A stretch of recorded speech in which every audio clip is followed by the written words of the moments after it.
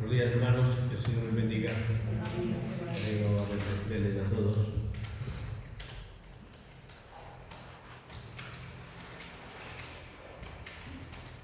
Justificados por la gracia. Además, titula el pasaje de la palabra del texto que se ha leído.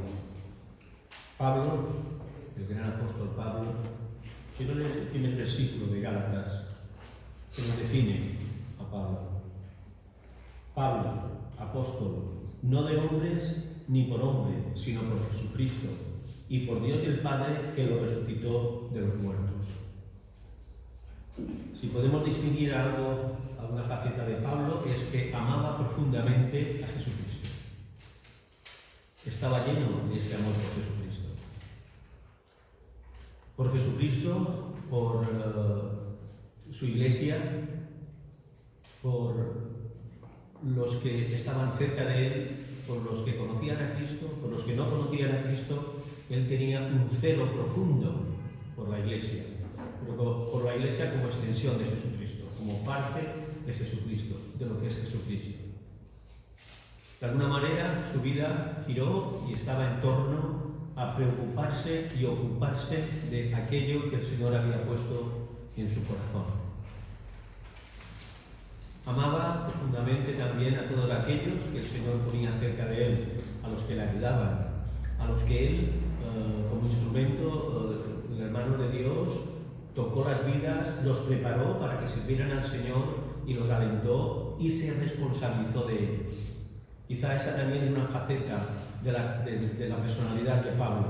Él se ocupaba y preocupaba de todos aquellos que el Señor había puesto bajo su responsabilidad, tutela, lo que fuere.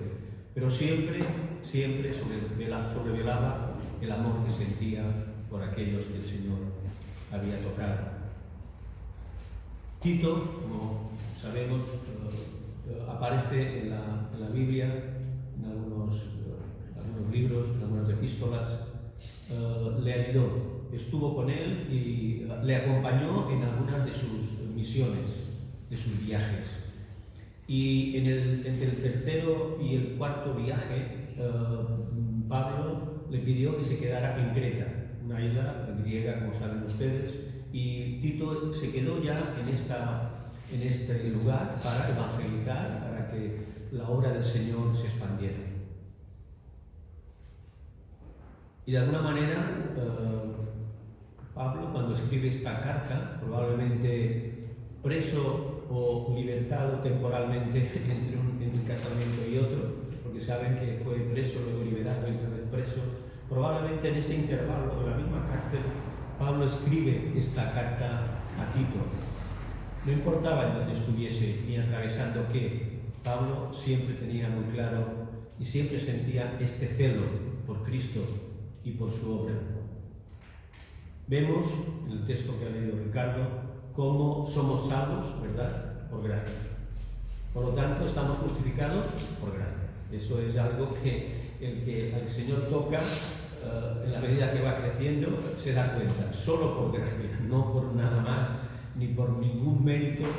Pablo en algunas ocasiones lo dijo, lo reconoció, que había algo que le seguía mortificando y que le seguía molestando. No sabemos exactamente qué fuera.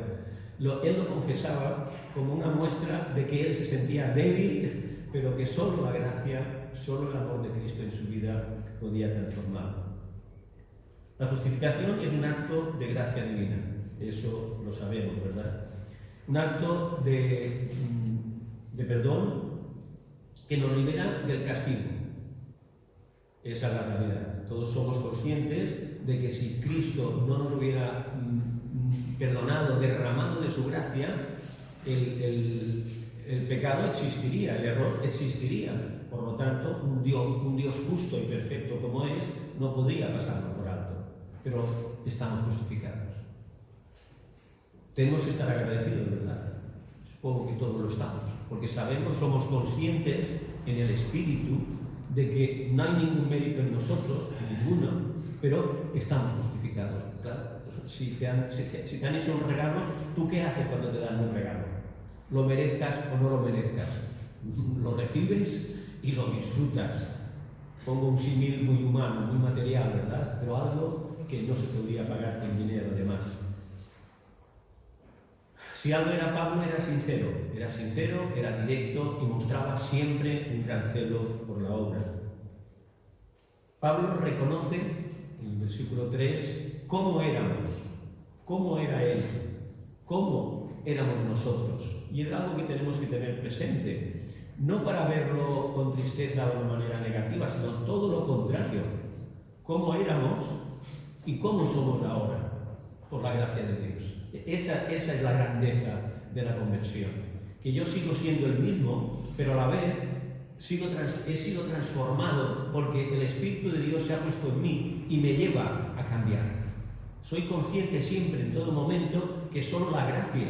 Y en el momento que perdemos de vista esa realidad, que es la gracia, entonces es cuando podemos equivocarnos. Hay cosas que pueden justificarse.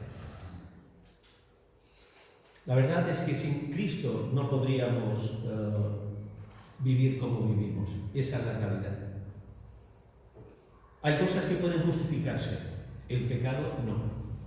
Hay una máxima legal, los que conozcan de leyes, que dice que el desconocimiento de la ley no exime de su cumplimiento. Ustedes, según qué leyes, no pueden decir, ¡ay, yo no lo sabía! No, pues te multan igual, no te exime, ¿no? Y yo lo aplico a la ley de Dios. Hay cosas que el ser humano, sea creyente o no sea creyente, sabe que no puede ni debe hacer y que no está bien, aunque lo haga a veces. El desconocimiento de la ley no exime de su cumplimiento. Y evidentemente a un hijo de Dios tampoco no le exime, ¿no? Pablo era el padre espiritual de Tito, está muy claro.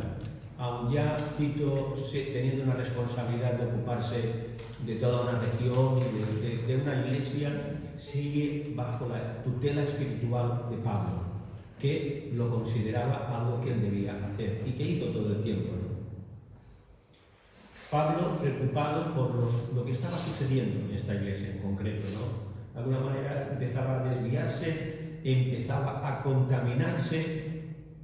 Hoy en día también vemos que ese peligro está en las iglesias, ¿no? Y cómo reciben influencias extrañas y cómo de alguna manera puede contribuir a que el Espíritu de Dios, en medio de aquellos que le quieren servir, sientan esa carga.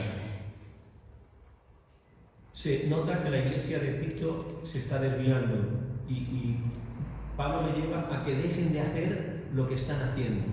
Es quizá la práctica didáctica más eficaz. No solamente dejar de hacer una cosa mal.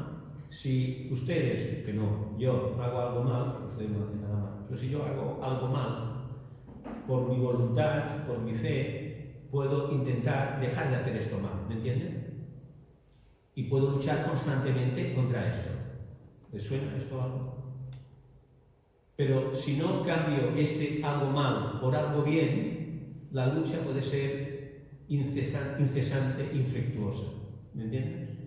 Lo que está haciendo mal, tengo que dejar haciéndolo, pero además tengo que hacer el bien. Y es la estrategia didáctica, supongo que por su sabiduría espiritual, que Pablo le indica en ese pasaje.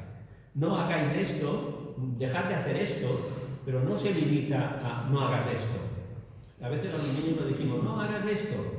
Está bien que les corrijamos, es nuestra responsabilidad, pero deberíamos llevarles a hacer otra cosa, ¿me entienden? Buena, y que ellos vean la diferencia, marcar la diferencia entre lo que no se debe hacer y lo que se hace.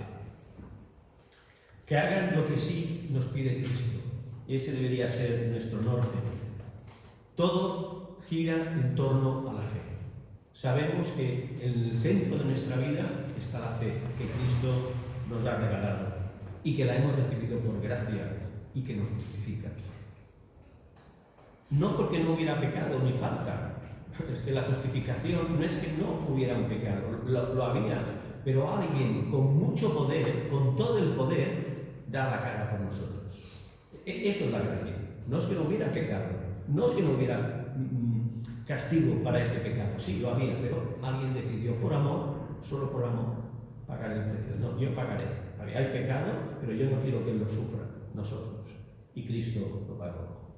Él pagó nuestra deuda y que nuestra vida también tiene que transformarse en todas las órdenes de nuestra vida, por supuesto. El cristiano, el ser humano, el hombre y la mujer, cuando es transformado y regenerado, tiene que haber un cambio total en nuestra vida, en nuestros actos, en nuestros pensamientos, en nuestras palabras, muchas veces en nuestras palabras, en nuestras maneras de reaccionarnos, en tantas cosas. Tiene que haber lo que se usa hoy mucho, un cambio integral en el ser humano que ha aceptado a Cristo. Yo quería que viéramos tres aspectos, ¿no? Que el creyente tiene un compromiso, es la realidad. Ustedes, un servidor, cualquiera, todos aquellos que reciben a Cristo tienen un compromiso. Pueden desarrollar su vida en un estilo o en otro. Dios no se pone con los estilos, pero sí en el compromiso. Eso es determinante en la vida de todo creyente. Tú puedes ver muchas personas que quizás sin saber que son evangélicos, ¿no? Porque a veces, usted hermano, ya cuando te dice hermano ya te da una pista, ¿no? Si ya te dice hermano, se dirige a ti, entonces, bueno, pues ese puede que sea evangélico, ¿no? Pero a veces no llevamos un letrero, yo soy evangélico, y pienso que es bueno, pero en cuanto empezamos a interactuar, el otro sí que percibe que hay algo en nosotros para gloria del Señor, no por nosotros. El creyente tiene un compromiso. Pablo hace una confesión sincera. Eso es algo determinante en todo aquel que recibe a Cristo y le necesita. Y mantener el rumbo, porque no basta que Cristo nos derrame de su gracia en nuestra vida, nos perdone, nos haga nuevas criaturas, ¿no? Es necesario mantener el rumbo, ¿verdad? Hay etapas en la vida en las que hay muchas marejadillas, tormentas, huracanes, y luego hay otra cosa más grande que el huracán, ¿no? Eso ya es el no va más, el tsunami o lo que fuere. En toda vida hay muchas circunstancias, ¿verdad?, adversas que nos empujan para un lado y para otro, y es importante mantener el rumbo, y solo mantenemos el rumbo cuando somos conscientes del amor de Cristo en nuestra vida. El creyente tiene un compromiso. El justificante no libera de la deuda, es a veces el error. Sí, hemos sido perdonados, pero no nos libera de la obediencia. Perdón, quería decir que sí que se nos libera de la deuda, pero no de la obediencia. A veces, cuando hemos recibido a Cristo, creemos que ya no debemos nada, es cierto, alguien ha pagado por nosotros, pero seguimos teniendo que estar sujetos no solo al amor, sino a la obediencia que ese amor produce en nosotros. Nos han liberado de la deuda, pero no nos han liberado de obedecer a Dios y amarle y cumplir lo que Él desea en nuestra vida. Somos testimonio y ejemplo y representamos a Cristo en el mundo. Ustedes pensarán que es una gran responsabilidad, cierto, no nos engañemos, es una gran responsabilidad, que la recibimos pero con agrado, aun sabiendo los errores que cometemos, aun sabiendo que somos imperfectos, aun sabiendo que hay tantas cosas que se oponen a que hagamos esto, pero somos representantes de Cristo en la sociedad, en el mundo. Recuérdales, les dice, recuérdales que se sujeten a los gobernantes y autoridades, que obedezcan, que estén dispuestos a toda buena obra. Pablo no está invitando a la sumisión, en absoluto, porque Pablo mostró siempre que fue un hombre de personalidad, de carácter, de conocimiento, de sabiduría, pero hay una lógica. Yo no puedo dar un buen testimonio y un buen ejemplo si estoy en contra de lo que está establecido. A veces los creyentes quizá podemos pensar que estamos por encima de las leyes humanas. Ya sé que no lo pensamos, pero de alguna manera nos creemos con cierto salvoconducto, ¿verdad? No, el cristiano también tiene que ser un ejemplo en todo. Y el cristiano sigue teniendo deberes ciudadanos. Actualmente en España no se hace servicio militar obligatorio, pero había una figura, y la sigue habiendo en los países que se sigue haciendo, que es el de objetor de conciencia. No les quiero hablar de guerra, evidentemente, aunque podrían. El objetor de conciencia es aquel que dice, no, yo no quiero ir al ejército, entenderán este símil, porque no quiero empuñar armas ni quiero disparar. Bueno, le dicen, no te preocupes, no dispararás ni cogerás armas, pero el servicio lo harás.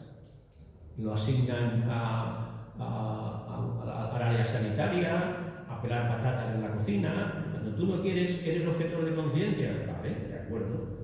¿Entiendes, verdad? El creyente no puede mezclarse con el mundo, pero no puede dejar de lado la sociedad. Somos parte de esta sociedad. Tenemos nuestros deberes también en la sociedad, ¿me entiendes? Podemos ser objetores de conciencia en cuanto al mal, a lo que destruye, a lo que sirve para contaminar, pero no significa que nos podamos desentender de aquello que tenemos que hacer como hombres y mujeres, primeramente hijos de Dios, pero también partes de una sociedad en la que vivimos. La crítica es consustancial en el ser humano, en una naturaleza a criticar. Y la crítica a veces es muy sutil, porque cuando el creyente sabe que no debe criticar, ¿verdad? Esto es algo que si usted se lo pide a 1000 cristianos, les pide, oye, ¿se puede criticar? Pues supongo que los 1000 contestarán, no, no se puede criticar. Pero lo que pasa es que la crítica es muy sutil, adopta muchos disfraces.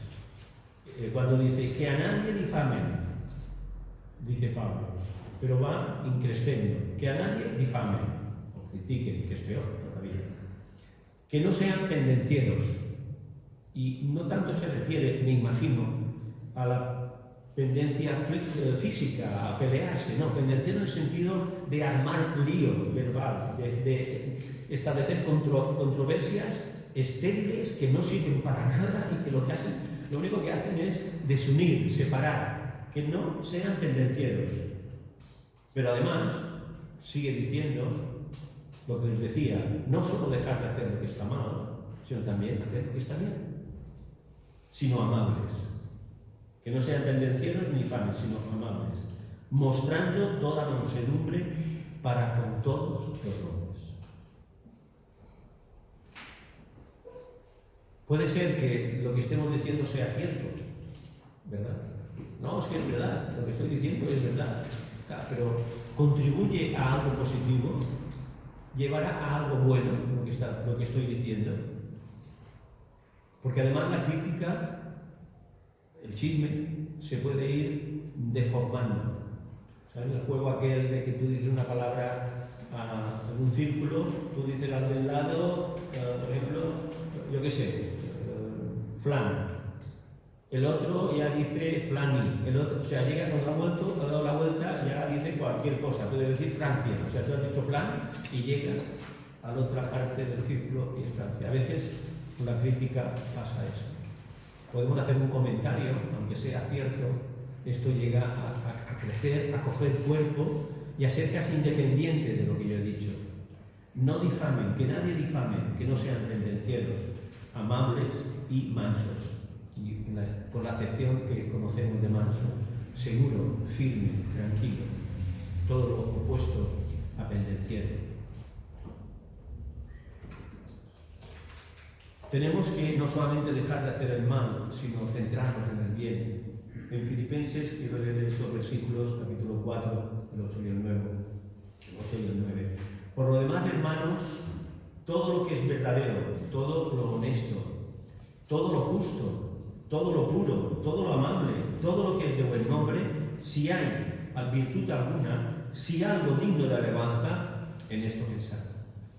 Lo que aprendisteis y recibisteis y oísteis y visteis de mí, esto haced, y el Dios de paz estará con vosotros. No nos habla de esta faceta de pedagogo de Pablo, pero es evidente que era un gran pedagogo, porque usaba lo que usan los maestros, todos los sentidos.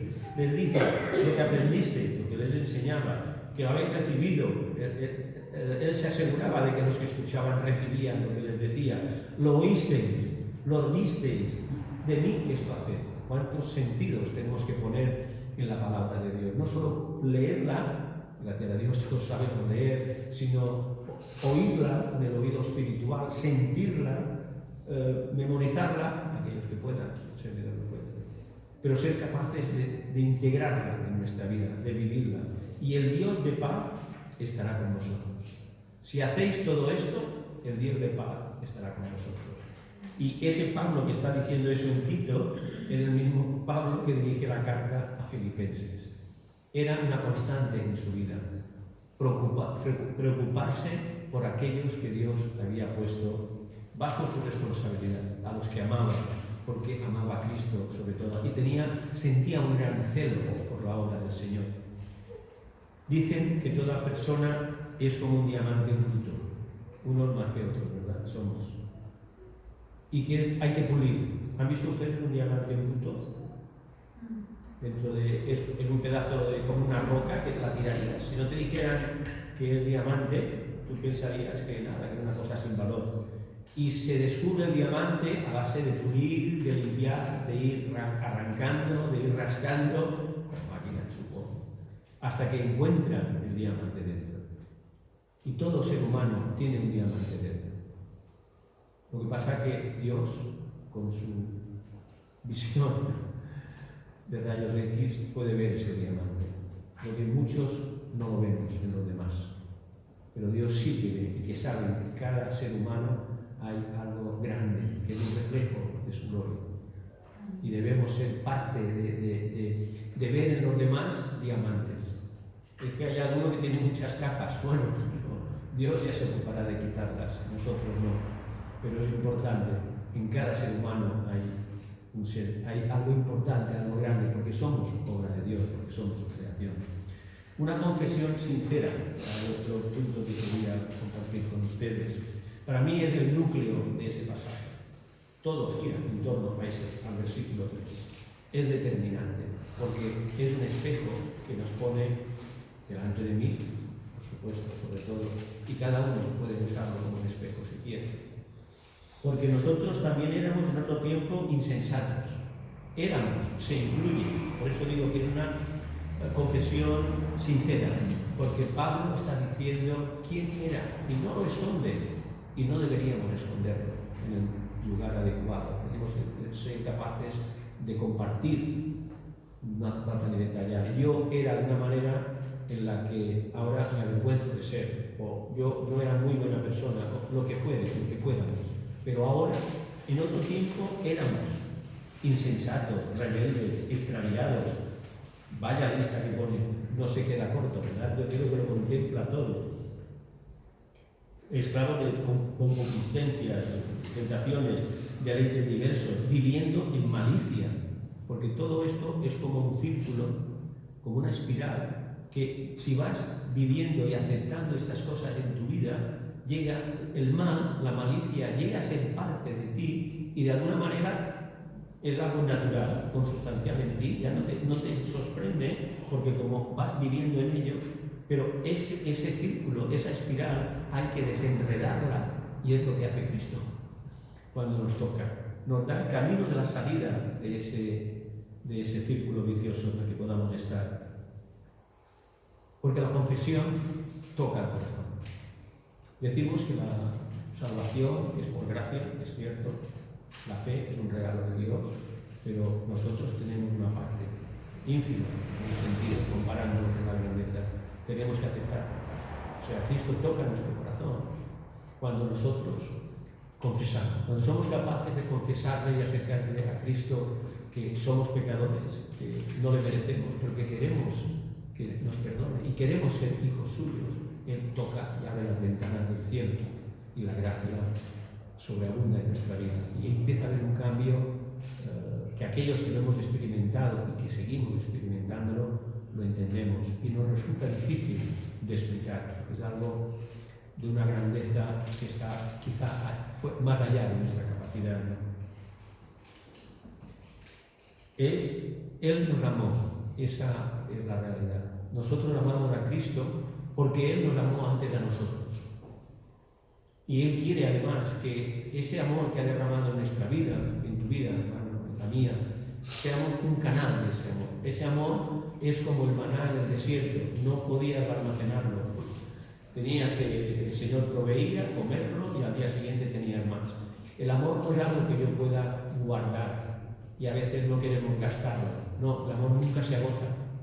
No se agota mientras lo compartamos y mientras lo demos a los otros. Sigue siendo una fuente inagotable. Él nos amó a nosotros aún antes de que nosotros le amáramos. Y eso lo entendemos, porque si no nos hubiera amado, nosotros ahora no seríamos capaces de expresar y por su gracia canalizar ese amor a otros, que está fuera de nuestro alcance. Realmente no tenemos esa capacidad de amar, eso es la realidad. El ser humano, en su limitación y en su error, no es capaz de amar si no tiene el amor de Cristo en él. Entonces se cambia y se transforma y es capaz de hacerlo para su gloria. Pero cuando se manifestó la bondad de Dios nuestro Salvador y su amor para con los hombres, a partir de ese momento, Pablo, saben ustedes que perseguía a Cristo y a los cristianos. Los perseguía con saña. No nos dan detalles, no lo sabemos, ni si hay registros históricos. Quizá él hizo matar a muchos cristianos, no sabemos cuántos, no sabemos exactamente los detalles, pero sí que estaba comisionado por los demás sacerdotes para perseguir al cristianismo, porque ellos se daban cuenta de la fuerza que tenía ese evangelio que Cristo había compartido. Pablo era muy consciente de esa capacidad de hacer el mal, y también como él, en el momento que Jesucristo lo toca y lo tira al suelo, no entremos en polémicas si desde un caballo o estaba andando, hay libros enteros sobre ese tema, me parece una desgracia. Si iba en caballo, si no iba en caballo, lo demuestran y no importa.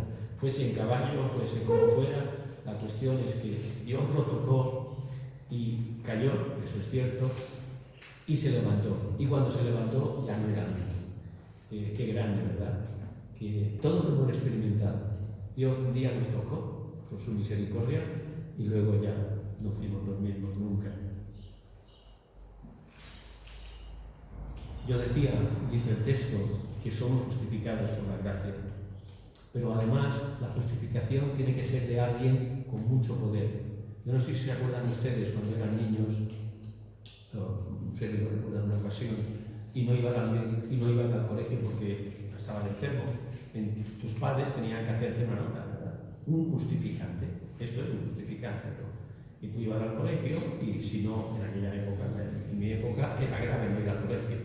Y si no llevabas un justificante, entonces te ponían una falta que podía ser incluso grave, ¿verdad? Pero el justificante tenía que ser de alguien con mucho más poder que tú. En caso de los padres, ¿me entiendes? El justificante tiene poder porque es el justificante que Dios ha hecho. Es lo que le da poder al justificante.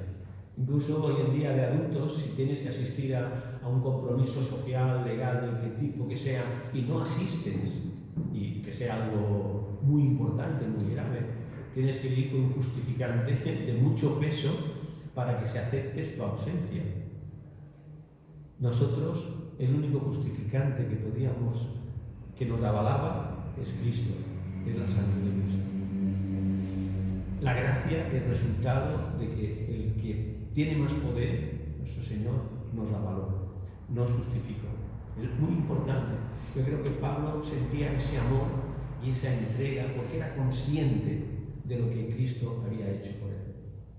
Y de alguna manera amaba a todos y se sentía responsable y se ocupaba de todo aquello que Dios había puesto en su mano. Pero cuando somos justificados, recibimos un corazón nuevo. Va implícito. Cuando somos salvos, cuando aceptamos a Cristo, cuando la gracia nos toca, esa gracia, esa misma gracia, además de llevarnos el Espíritu Santo en nuestro corazón, nos da un nuevo corazón. Un corazón con el que tenemos que trabajar, cierto es. Un corazón con el que tenemos que andar a partir de ese momento. Un corazón, como Pablo dice en el texto, dejar de hacer lo que éramos, todo lo que éramos, y hacer ahora todo aquello que el Señor pone delante de nosotros.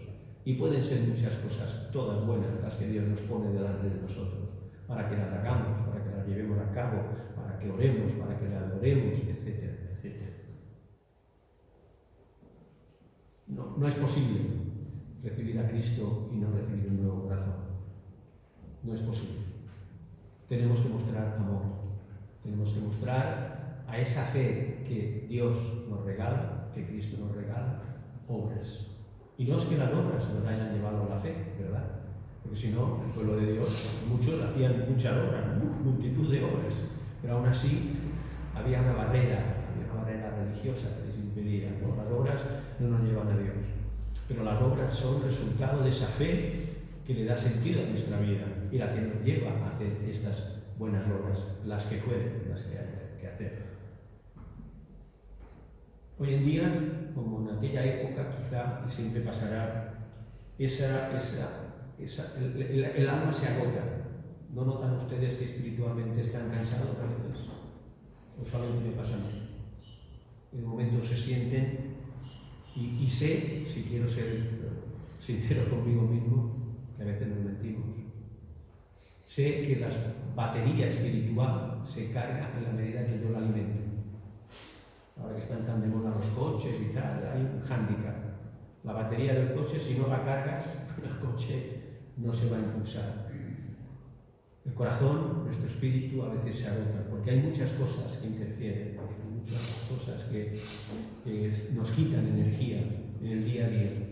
Y es bueno que recarguemos siempre la batería espiritual, para que mantengamos siempre el espíritu en nosotros y lo que hace el espíritu en nosotros, cómo nos sirve de luz, cómo nos sirve de reflexión, cómo nos lleva a mirarnos a nosotros mismos, a analizar a todo aquello que es necesario para poder recargar la batería. Porque si no somos cuidadosos, la batería puede agotarse y llegar a límites tan bajos que sea difícil luego subirlo otra vez.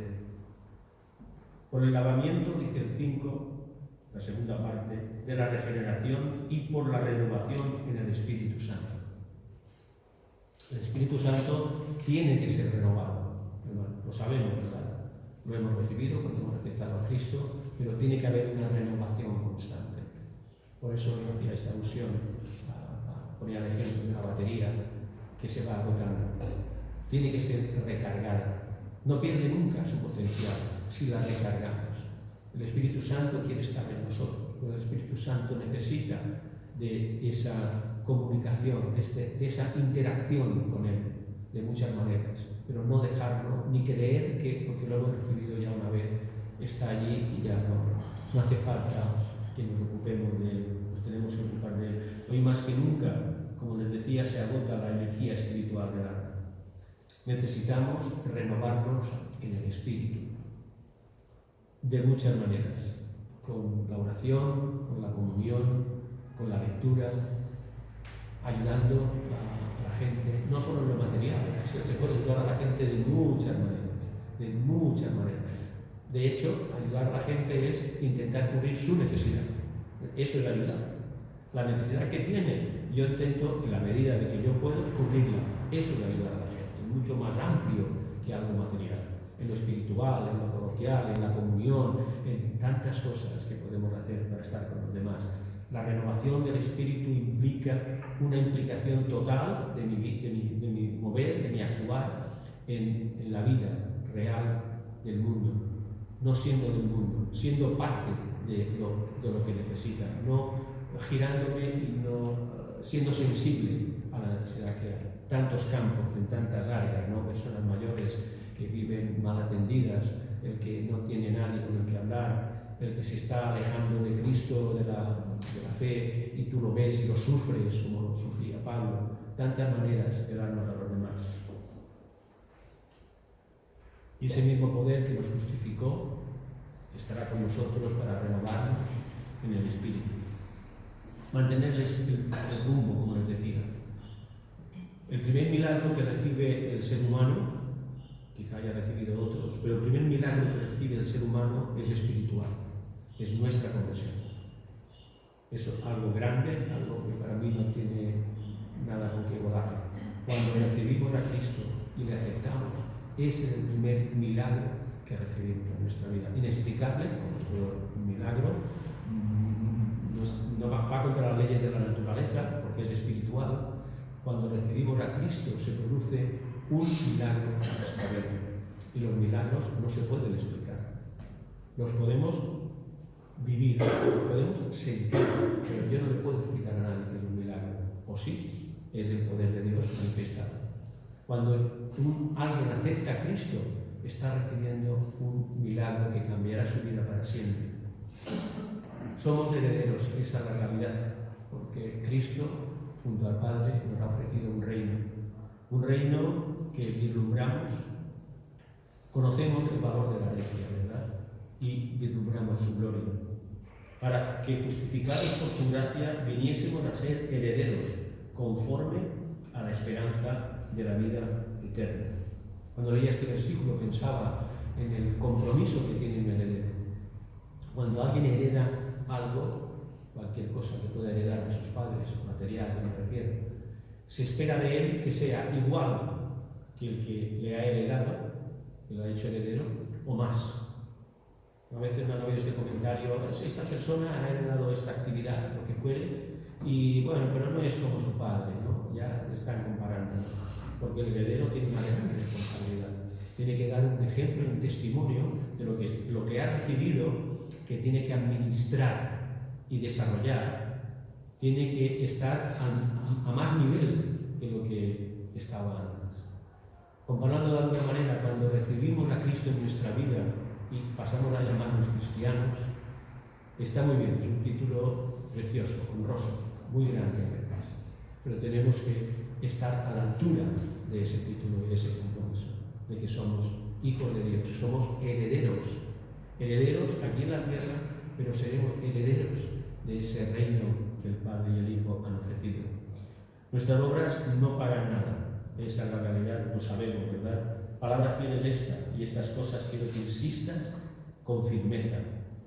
Ahí entra Pablo ya en los versículos finales, en los que le muestra a Tito que la gracia de Dios nos ha salvado, le muestra por contraste quiénes éramos antes de recibirla y quiénes somos ahora, le muestra lo que hace el Espíritu Santo en nosotros, le muestra que lo importante son las obras que hagamos de amor como expresión de ese amor que hemos recibido, pero también le dice que las obras no pagan nada, para que los que creen en Dios procuren ocuparse en buenas obras. Estas cosas son buenas y útiles a los hombres, no porque nos justifiquen, sino porque de alguna manera unimos a la fe lo que a Dios le agrada. En ese sentido, las obras son necesarias e importantes y muestran además un corazón agradecido. Las obras son importantes en la medida que de alguna manera muestran que yo estoy agradecido al amor que he recibido de Cristo y que quiero canalizarlo con aquello que está en mi mano. Colosenses 3:17 dice: y todo lo que hacéis, sea de palabra o de hecho, hacedlo todo en el nombre del Señor Jesús, dando gracias a Dios Padre por medio de él.